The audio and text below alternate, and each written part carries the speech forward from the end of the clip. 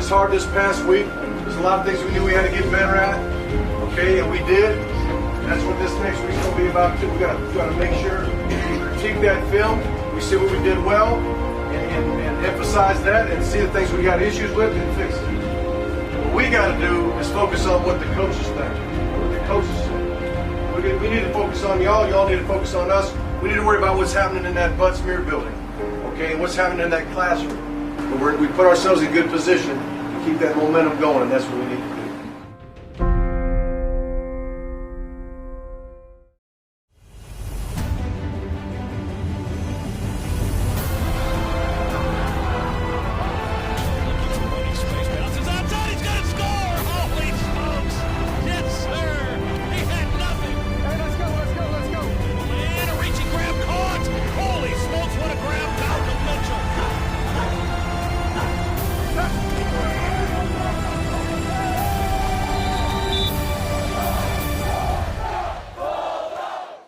Hello, everybody, and welcome to Inside Georgia Football with head coach Mark Hocke. I'm Chuck Dowdle. The Dogs have run the table through the month of September and now head into October, set to face the Crimson Tide. We've got you covered. How about a Beneath the Helmet with Davin Bellamy? Also, we're going to have all mic'd up strength and conditioning coach Mark Hocke. He rules that area behind me. We'll have highlights of the game against the Crimson Tide and, of course, the comments from the players and the head coach himself, Mark Hocke. That's straight ahead on Inside Georgia Football with head coach Mark Hocke. Inside Georgia Football is presented by Georgia's own credit union, Bank, Borrow, Invest. And brought to you in part by Georgia Lottery. That winning feeling doesn't come if you don't play. Play Georgia's own Jumbo Bucks Lotto with jackpots starting at $1 million. This segment is brought to you by Academy. Academy Sports and Outdoors. Right stuff, low price, every day. The Crimson Tide's first trip to Athens since 2008 means as much to the media as it does to the fans, so it was no surprise to see a room full of cameras on Media Day. But when the lights are on, the Dogs have no problem staying focused. I think we were all just concerned about winning the next SEC game. It's the game that's most important right now because we're playing it. It wasn't the most important one last week, and it won't be the most important one next week. But it is without a doubt the most important one this week. We just got to focus on ourselves. I mean, just doing everything we can, every little thing we can to improve and have the best week of practice so in the game on Saturday we can execute. No one so far has been able to run the ball against them. But that was the same for, I think, Vanderbilt. We ran the ball against them pretty good. So I know my line will be ready and I'll be ready. Sony and Keith will be ready, so it's going to be a great battle. This is why they come to the stadium to watch games like this, to watch the team they cheer for week in and week out compete on a high level and win. And I'm pretty sure it'll mean a lot to them moving forward. All right, man. One thing about football is there's always going to be something going on. Something to try to distract you from doing your job. On Saturday, whoever blocks the best, tackles the best, all right, executes the best, that's the team that's going to win. Throughout weeks like this that see inconsistent weather and the adjustments that go with it, one man is always there to keep the players driving forward. Bud, ready, stretch. Elbows on the ground. You ready, 2-5? Ooh, it's going to be turned. It's going to be turned, 2-5. Hey. You know, I think it's just setting a level of energy. I know that these guys love to play football and working out, and conditioning isn't always their favorite thing to do. So I feel like it's my job as their leader in the weight room to bring that certain level of energy each and every day. Tempo! Tempo! Squeeze your core, breathe out, coming up. Hop, good, good. I like that. I mean, well, Coach Hocke on the field, in the weight room, just in all aspects of life, he's just a ball of energy. I mean, every time you look around, Coach Hocke's encouraging the guys. He's doing what needs to be done to get the energy flowing between everybody in the team. And without him, I mean, it's just, it'll be dull. I mean, he's just always getting everybody live. Look good, feel good, play good. Play low, balance, balance. Ball security. They get nothing. You'll be dangerous Saturday. No matter what you do, whether it be a coach, a shoe shiner, waiting tables, it doesn't matter what your job is. can you do it at a high level every day? So I just try and bring that same consistent energy day in, day out. Woo, he hadn't lost it yet.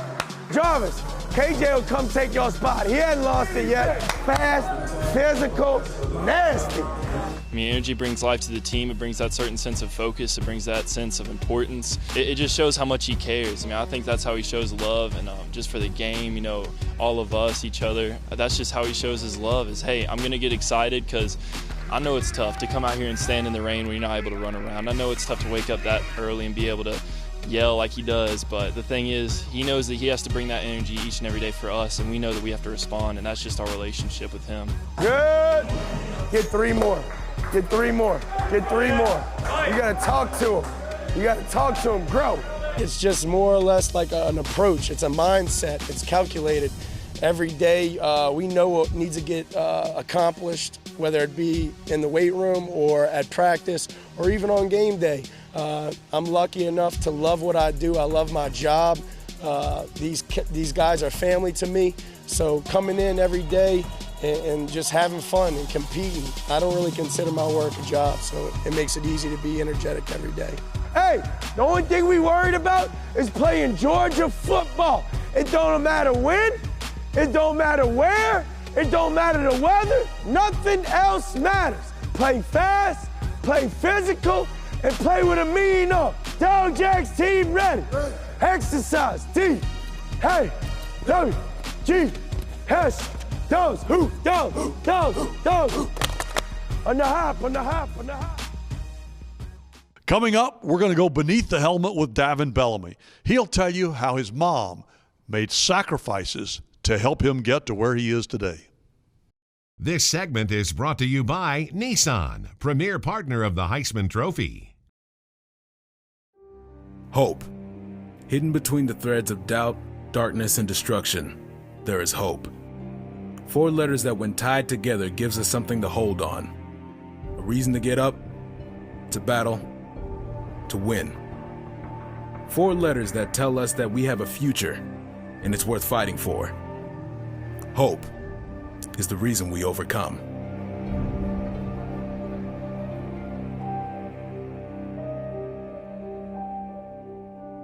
I really didn't know I was going to get to this point in my life just from the area I came from. Because it's not a prominent thing that you see people make it to this level. So I was just playing sports just for the love of the game. To the outside world, Davin Bellamy had no reason to hope. The east side of Atlanta, you know, it's not the toughest place in the world, but it's doggone sure not the best place. Most don't make it out of this neighborhood. There is an unseen and unkind border, built higher around these streets one desperate day at a time. But Davin had something many didn't. He had a mother that sacrificed all she had so that he could find a way out of Central Drive. Growing up, just me and my mom always, you know, her problems became my problems, and of course, my problems were her problems, me being her son, but we just had a lot of tough situations growing up. As they say, the struggle was real. It wasn't that we lived in poverty. You know, I've always held a job. I've worked 2 jobs. My mother always made sure that I got whatever someone that came from a 2-parent household got. I never deviated from making sure that Davin was not taken care of, regardless to what situation that arose, whether it was me preparing him a home-cooked meal on a hot plate, or whether it was me getting up and boiling water to make sure nobody cried. Whether it was me getting up early, boiling water to make sure that he had a hot bath. This life of sacrifice never came as a surprise to Davin's mother, nor is it something she'd change. It was the life she chose. I've always raised Davin by myself. When I decided to have my baby, I didn't depend on his dad. I wanted my child, so I had my baby. And I did everything to make sure that Davin was in a stable, comfortable home environment Even if it meant I went without. Just growing up, my mom was my father and my mother. Every guy wants that dad to come to the games and support his son and tell him what he's doing wrong during the game. But I never had that in high school. I never had that in middle school. I never had that.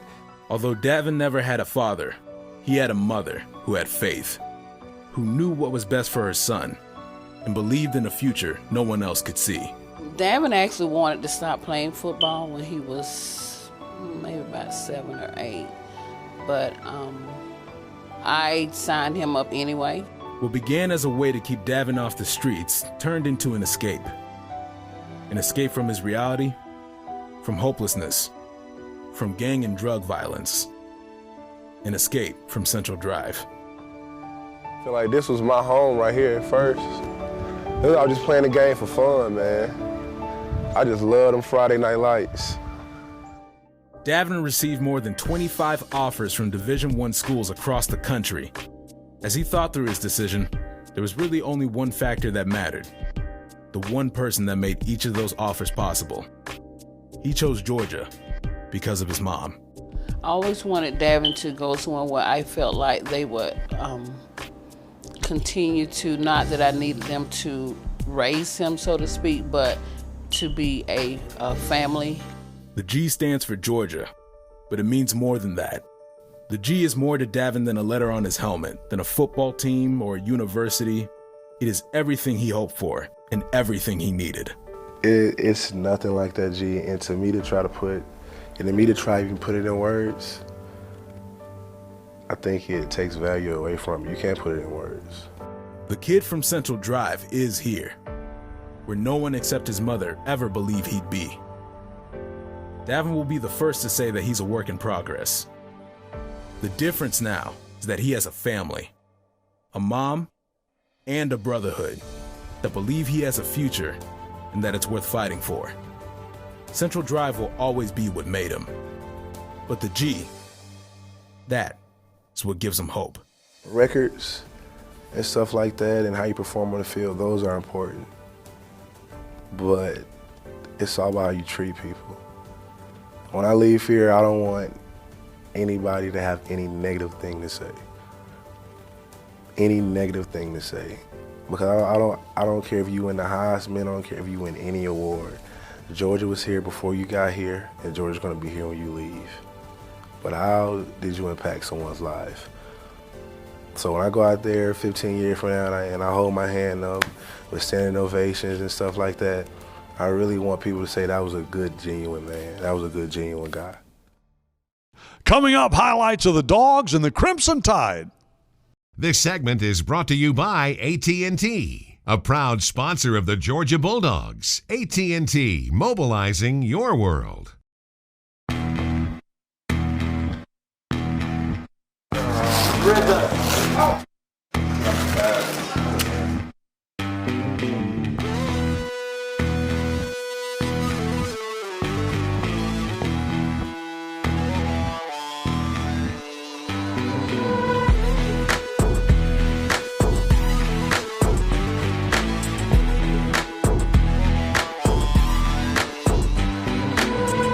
The weather was dreary, but the attitude of the Bulldogs family was anything but. The fans were there to support their team no matter what.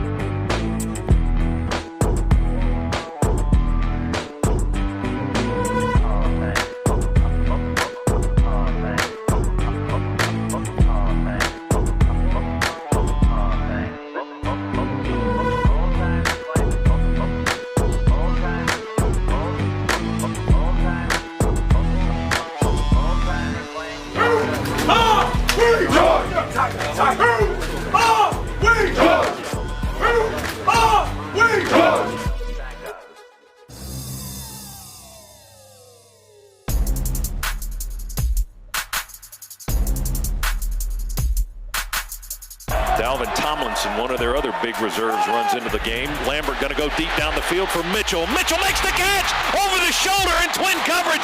He made the catch at the Alabama 34-yard line.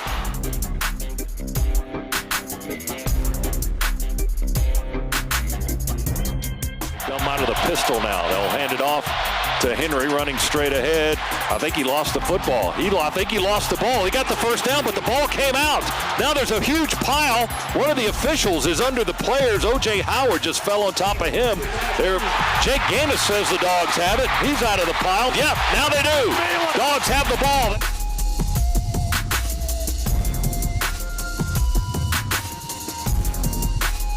Terry Godwin with a tremendous catch and some fancy footwork on the sideline.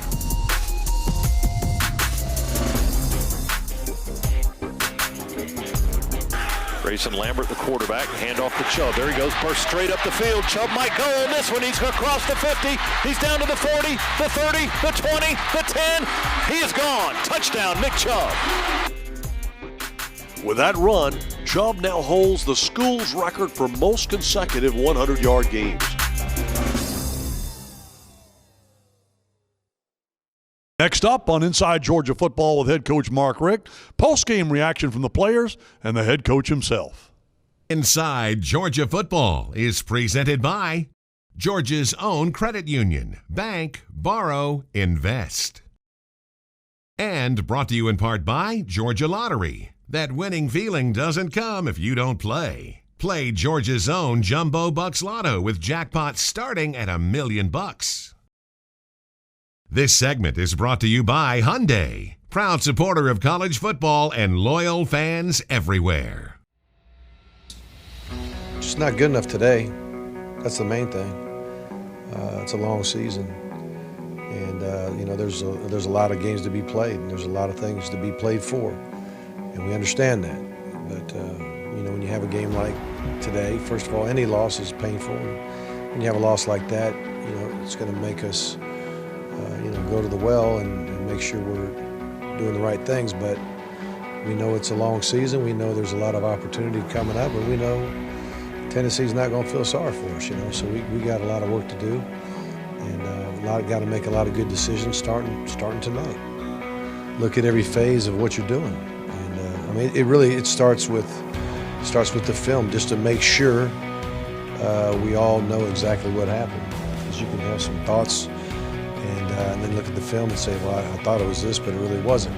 So we got to, make sure that we do a great job of studying the film and finding the things that were problematic, and then we got to address it. Do you address it by personnel? Do you address it by changing scheme? Do you address it by, there's a lot of different ways to look at it. So, and then you got to be willing to make changes if need be, or you just got to be patient and consider that.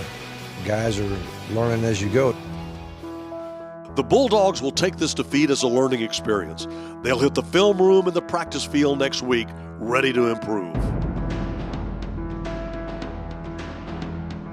It was a big physical team. We couldn't really get rolling. We just struggled offensively, everything we did. So, we got to learn from it and come back stronger. Just learn from it. It sucks to lose, but, it happens. And this happened to us just now, so we can learn from it and come back and just starting tomorrow and just work on, see what we messed up on and fix it and correct everything and have a better week next week. The best step is really learn from this experience and learn how this feels to lose like this, and just really know that we could have played better and know that our future's still ahead of us. Losing is obviously not what we want, and so we've got to do what we can. Starting really after we leave here, moving forward to next week and getting back to work. I think when we watch film individually and as a team, we can monitor those things and see what we can get better at. But right now, it's just disappointment. A couple of times that we just didn't execute. We had a pressure going, and a guy don't come or something, the ball kind of bounces out. Just things we'll learn from. You said execution. Was there any level of defense that did better than the other?